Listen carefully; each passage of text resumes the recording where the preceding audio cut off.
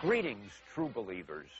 I'm Stan Lee, co-author of How to Draw Comics the Marvel Way, and creator of Spider-Man, the Incredible Hulk, and a whole caboodle of other comic book characters that my legendary modesty prevents me from mentioning. Now, I'll be your host and guide as we journey together along the rambunctious road to comic book artistry, which is to say, it looks like we're stuck with each other for the next little while. Now then, let's start with the basics. And what can be more basic than having an artist teach us how to draw? Certainly better than a plumber. And what artist can be better suited to this titanic task than my co-author and good buddy, none other than John Buscema? Thanks, Dan. Now let's draw comics. The Marvel Way.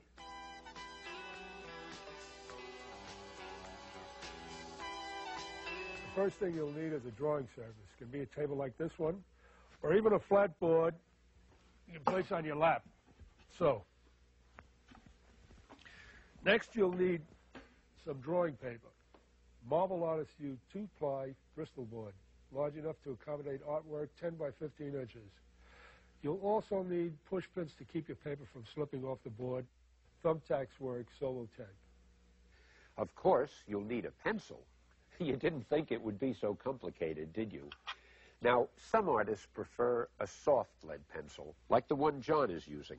Others, of a more delicate bent, select a finer hard lead, like this one here. There are many different pencil grades available. Which one you choose is up to you, of course. Most professionals use an eraser like this. It's called a kneaded eraser. But since Marvelites hardly ever make mistakes, let's move on. You'll need a simple drawing pen with a thin point for inking and bordering. A brush is a must. Your best bet is a sable hair, number 3. You'll also need a bottle of black India ink, of course. Any good brand will do. These brushes are very expensive, and if you don't know how to clean them, you can ruin them. So what you do is swirl it around the water, rub it up against the glass jar, and gently rub it alongside the rag here. You come to a fine point. And let's not forget a supply of white opaquing paint to cover those rare mistakes we make from time to time. That's better. Your T-square is an invaluable tool for drawing borders and for keeping lines parallel. A triangle, too, is a necessity for drawing right angles and working in perspective. And don't forget an ink compass for drawing perfect circles. Plus, you might as well get a pencil compass, too. Any or all of these tools of the trade are available at your favorite art supply store. Now, just to make sure we're using the same language when we refer to things, let's review the various names for many of the elements that make up a typical comic book page. The first page of a story with a large introductory illustration is called the splash page. Letters drawn in outline with space for color to be added are called open letters. Copy which relates to a title is called a blurb. The name of the story is naturally called the title. An outline around the lettering done in this jagged shape is called a splash balloon. A single illustration on a page is called a panel. The space between panels is called the gutter. And I'm sure you won't be surprised to learn that the zat is called a sound effect.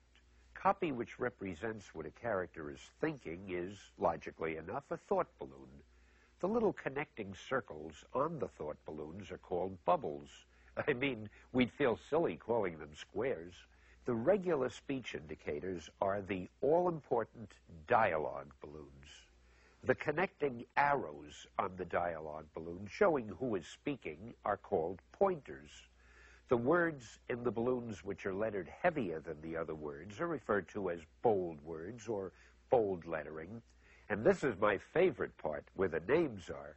We call it the credits, just like in the movies. All this technical stuff, which nobody ever reads, showing who publishes the mag and when and where, usually found on the bottom of the first page, is the indicia. Now, don't blame me. I didn't make up that word. Copy in which someone is talking to the reader, but which is not within dialogue balloons, is called a caption. Don't worry if you're not remembering everything this time. One of the marvelous things about video cassettes is that you can go back later and watch it again. Put it on hold while you make all the notes you want to. Oh, and by the way, don't get impatient. We'll get to the drawing part when you least expect it. Moving right along now, we introduce you to an excellent example of one of Marvel's many widely heralded close-ups, so-called because the reader's eye has moved in about as close as possible. Now, this type of panel, in which the reader's view of the scene is from farther away, enabling the figure to be seen from head to toe, is called a medium shot. And here you have a long shot. In fact, since it shows such an extreme wide-angle scene, you might even call it a panoramic long shot, without getting anyone angry at you. When you're up above the scene, looking down at it, as in this panel, what else could you possibly call it but a bird's-eye view? Now, on the other hand, when you're below the scene of the action, where your eye level is somewhere near Spidey's heel, as in this panel, we're inclined to refer to it as a worm's-eye view. A drawing in which the details are obscured by solid black or any other single tone or color is called a silhouette. And now that we agree upon the tools and the language, let's get on to the heavy stuff. Let's start drawing.